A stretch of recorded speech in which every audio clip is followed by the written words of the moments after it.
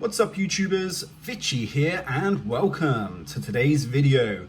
So as you can see, first and foremost, I'm trying out the split screen thing today, so let me know if you like this personal touch where you can see my mug or whether you just want to see what I'm doing in front of me on the table. Anyway, today's video is a little bit different. I haven't got any packs to open up. Don't leave because I need your guys' help.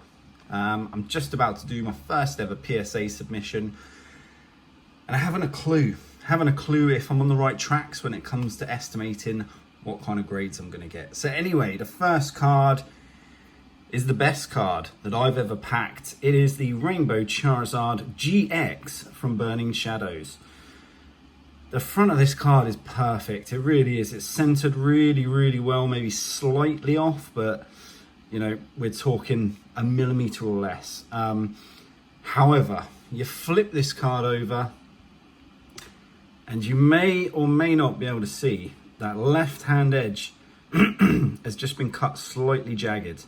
Other than that though, we've got a little bit of whitening on the corners there. So I'm expecting, or I think, I don't know, that it's probably worth an 8 or a 9 from PSA. Let me know, is that the right kind of grade that I'm predicting? Next up is the Rainbow Machamp GX, again from Burning Shadows. Similar to the Charizard, this card is almost perfect on the front. Good centering, good everything. My cat is there attacking my top loader box. Stop it. On the back of the Machamp, it is in pretty good condition. Tiny white nick on that corner.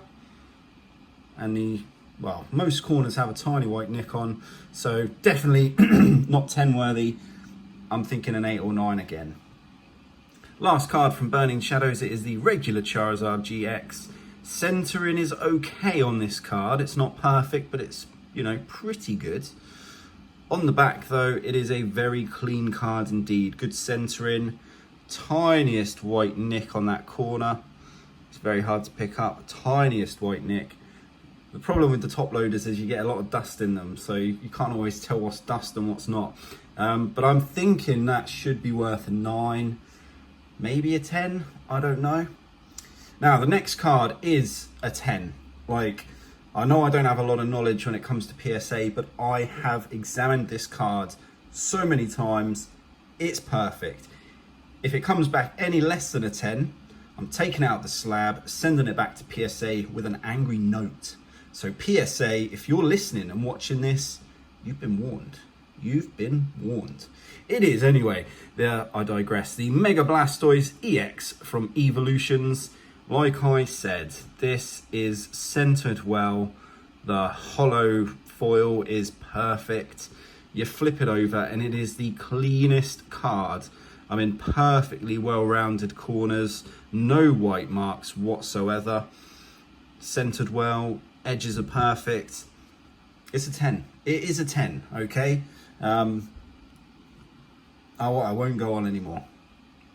Next up is Pikachu from Cosmic Eclipse. As you can see, I'm a Pikachu fan, so it's going off, even though it's not very well centered. It is quite a bit off on the front. The back, slightly off, but not too bad. Good corners, good edges. 8 or 9 maybe, I don't know. Next up, again, another secret rare from Cosmic Eclipse. We've got the Coughing card. Slightly better centering than the Pikachu, so actually it's not too bad at all. On the back, again, quite a clean card. Little bit of whitening on that corner there. But otherwise, I'd say pretty good, probably worth an 8 or 9. Now, we've got 2 promo cards coming up. The promo card that everyone has. And it is a beautiful promo card. It is Ancient Mew. So I picked this up on eBay last month for, I think it was about £8. Still sealed in its little plastic case. So obviously broke the seal, got it out of there, and it is going off to PSA. Now, centering wise, it is pretty good on the front and pretty good on the back. We will see. I'm hoping for a 10. A 10 would be lovely. There's also a double swirl on there. You just can't quite see it in this light. But trust me, it's on there.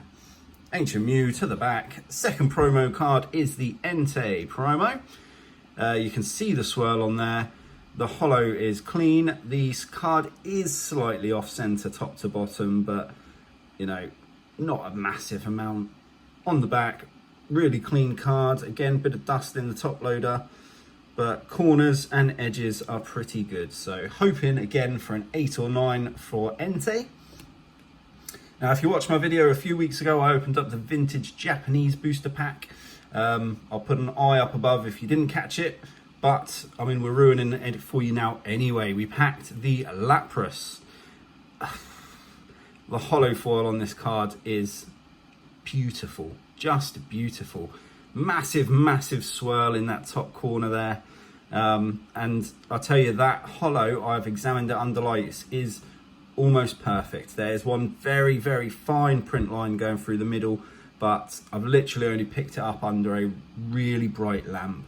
I'm hoping that it's so spectacular that the grader sits there doing this and totally misses the fact that this is well off center, massively off center, which is a real shame for the Japanese cards. On the back, it is perfect, perfect edges, perfect corners.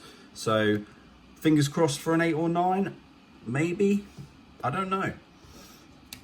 So second to last card now is the first holographic card I ever packed. It is from base set, so it's over 20 years old. It is Alakazam holographic. So considering this is now 21 or 22 years old, I have kept it in very good condition. It's centered really well on the front.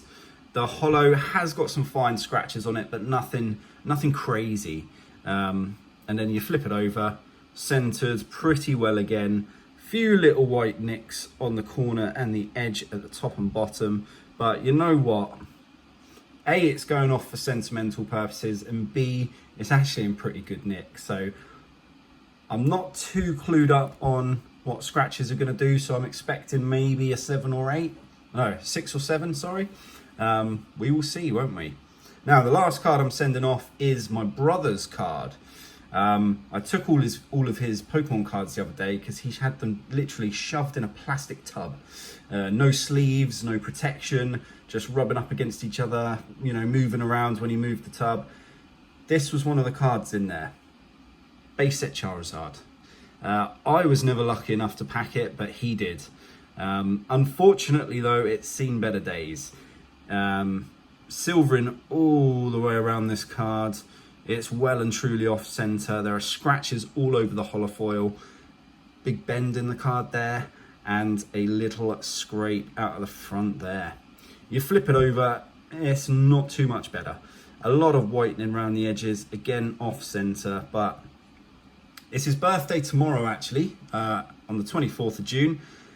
So, or it'll be today by the time I post this. So I'm going to be giving it to him in a PSA slab as a late birthday present.